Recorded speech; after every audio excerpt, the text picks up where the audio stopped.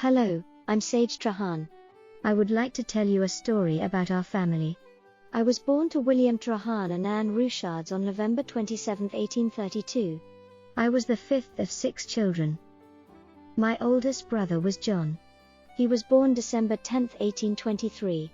Next came my sister Mary on May 3, 1826. Jane was born on April 2, 1828, and then Sarah on February 14, 1830. The youngest of our family, William, was born July 14, 1838. We were all born in Carmarthenshire, in the south of Wales, England. In about 1844, 2 elders from the Church of Jesus Christ of Latter-day Saints came to our town to preach. My father sent my sister Jane, who was about 16 years old, to listen to them and report back. When Jane returned and reported to my father, he slapped his hands on his knees and said, "That is the gospel that I have been looking for many years." By the next day the elders had left and we didn't hear about this church for about 3 years. Our entire family was baptized in about February of 1848. We answered the call to Zion and boarded the ship Buena Vista in Liverpool on February 26, 1849. There are about 250 other Welsh converts on that ship.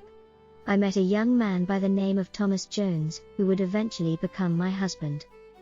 We arrived in New Orleans on April 17 and proceeded up the Mississippi River. As we reached St. Louis and headed up the Missouri River, there was a cholera outbreak on the ship. Our mother died on May 3. We reached Council Point on May 17. Council Point was the first Latter-day Saint town built in the Middle Missouri Valley. It was built in 1846 near the site of the flood-demolished Fort Croghan. Fort Croghan was built by the United States Dragoons in 1842, but it was nearly all washed away by floodwaters the next year. Council Point was a support town, perhaps a quarter-mile west of present Lake Manawa, for the first or middle Mormon ferry over the Missouri River. It was about 4 miles up the river from Canesville.